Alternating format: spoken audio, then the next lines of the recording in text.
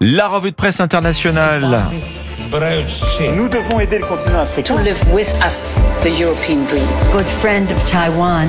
Europe 1, bonjour. Nous emmène d'abord en Irlande ce matin. Bonjour Clémence Pénard. Bonjour. Correspondante d'Europe 1 en Irlande. Alors vous avez lu la presse d'Irlande du Nord, côté britannique donc, qui s'intéresse ce matin au succès d'une usine française implantée en Irlande. Eh bien à Belfast, une usine de l'industriel français Thales tourne à plein régime depuis le début de la guerre en Ukraine. La production de cette usine d'armement a doublé, explique en effet le Belfast Telegraph. Et elle doublera encore au cours des 2 prochaines années, affirme le président de la filiale britannique de Thales.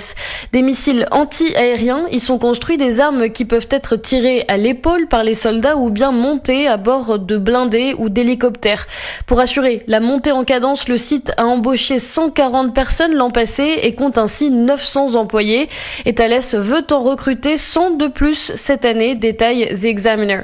Depuis le début de la guerre, le Royaume-Uni a fourni plus de 8 milliards d'euros d'aide militaire à Kiev, faisant ainsi du pays l'un des principaux soutiens de l'Ukraine. Nous sommes maintenant en Turquie avec vous, Jeanne Joulot. Vous êtes à Istanbul pour Europe 1. Alors les élections municipales de ce week-end en Turquie font bien sûr la une de tous les journaux turcs, avec un enseignement. Le parti du président Erdogan est en net recul. Le CHP, principal parti d'opposition qui avait échoué à battre Recep Tayyip Erdogan lors de l'élection présidentielle l'année dernière, est aujourd'hui devenu le premier parti de Turquie, écrit Mediascope.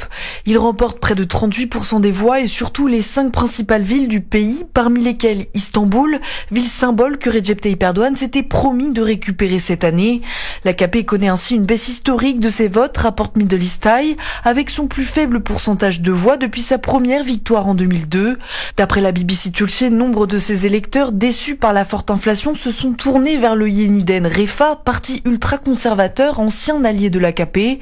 Ces résultats prouvent que l'opposition a réussi à devenir un véritable contrepoids démocratique, résume la Deutsche Welle turque, empêchant ainsi Recep Tayyip Erdogan de consolider son système ultra-présidentiel. On part enfin en Corée du Sud avec notre correspondante Chloé Borgnon. De quoi parlent les journaux sud-coréens ? Des 5 semaines de grève des internes en médecine.